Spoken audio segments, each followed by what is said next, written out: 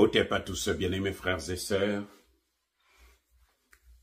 Air France au bord de la faillite. Waouh! Air France est prête à jeter la clé sous le paillasson. Air France est en perdition. Air France est perdue. Air France a besoin d'un sauveur. Emmanuel Macron est venu pour achever le processus du déclin total de la France. Il n'y a rien que Emmanuel Macron fait pour le bonheur de la France. Incroyable, mais vrai. Air France risque de fermer les portes. Air France risque de tomber. Ils sont à la recherche d'un repreneur. Il y a le Qatar qui est en ligne. Les repreneurs. Le Qatar est sur la liste des compétitifs pour reprendre Air France, le bijou français. Question.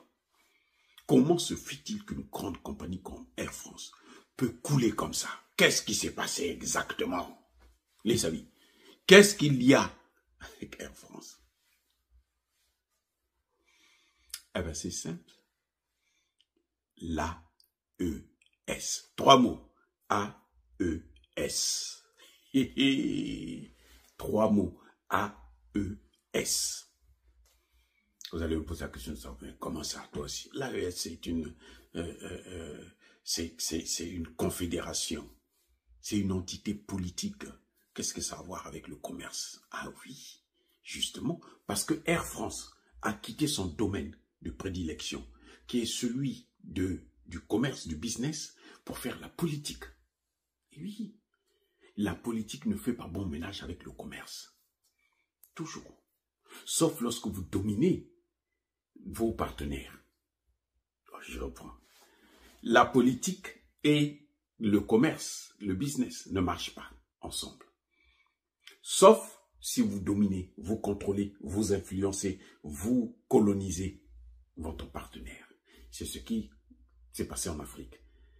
Nous sommes des colonies, ben, ils peuvent nous massacrer politiquement, économiquement. Ils peuvent nous dominer. Maintenant, on est en train de voir de plus en plus les pays africains sont en train de reprendre le contrôle de leur politique. Certains. Dans le Sahel, c'est le cas. C'est de là que ça tout vient. Les amis, tout a commencé dans le Sahel. Parce qu'en fait, qu'est-ce qui se passe?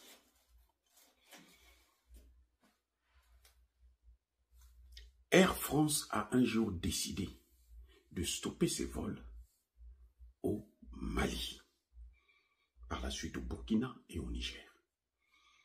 Parce qu'il n'y a pas de démocratie.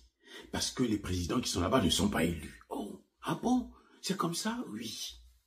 Mais vous êtes venus pour faire le business ou vous êtes venus pour contrôler notre politique? Non, non, non. Nous, on doit s'occuper de tout ça. Ah bon? Mais ils ne s'attendaient pas à la riposte d'Assimi Goïta, d'Ibrahim Traoré et du général Tchani. Ces gens-là ont tout compris. C'est comme si c'était des gens qui venaient du ciel, qui sont tombés. Ils ont dit, oh, Dieu nous a envoyés pour venir corriger toutes les erreurs des Africains et ils sont en train de faire leur travail. Voilà ce qui vient de se passer. Donc, Air France, en prenant cette décision, Air France pensait qu'Assimi Goïta va supplier Air France pour reprendre les vols.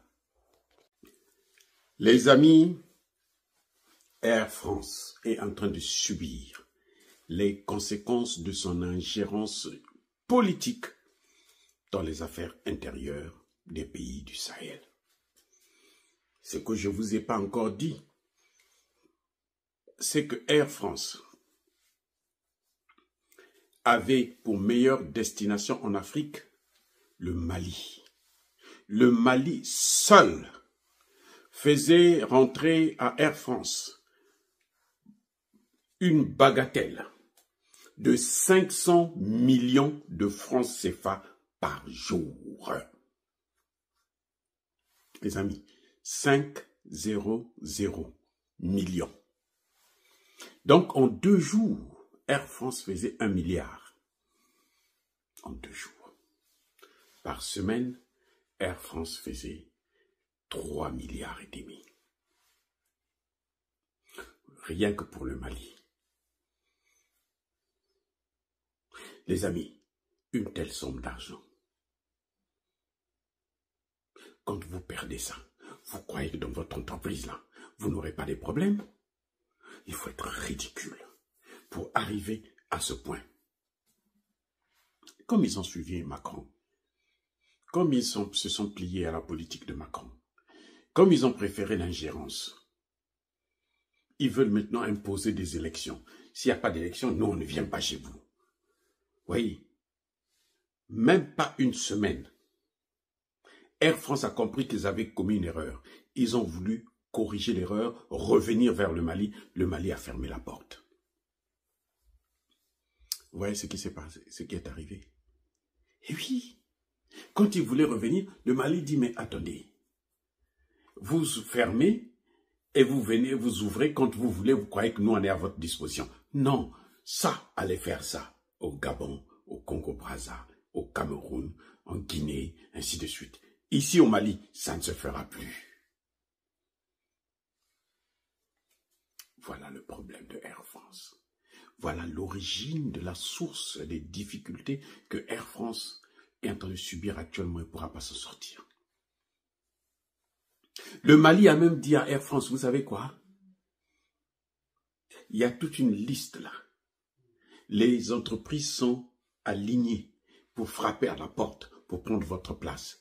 Nous ne vous donnons plus cette place-là. C'est fini. Nous, on croyait que c'était nous qui perdons. Maintenant que vous avez fait, ça ne nous a pas touché.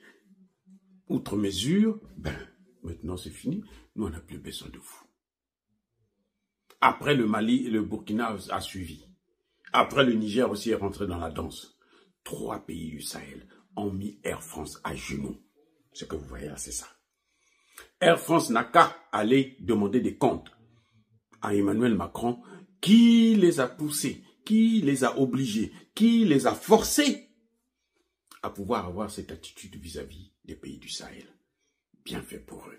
Soyez bénis, abondamment bénis par les amis, par le Dieu des Kémites et par nos ancêtres angélisés, mais que tous ceux qui persécutent le continent africain le pillent et le déstabilisent, qu'ils soient noirs, blancs, chinois, arabes, juifs, indiens, qui qu'ils soient punis, maudits, foudroyés, neutralisés, écrasés, effacés par le Dieu des Kémites et par nos ancêtres angélisés.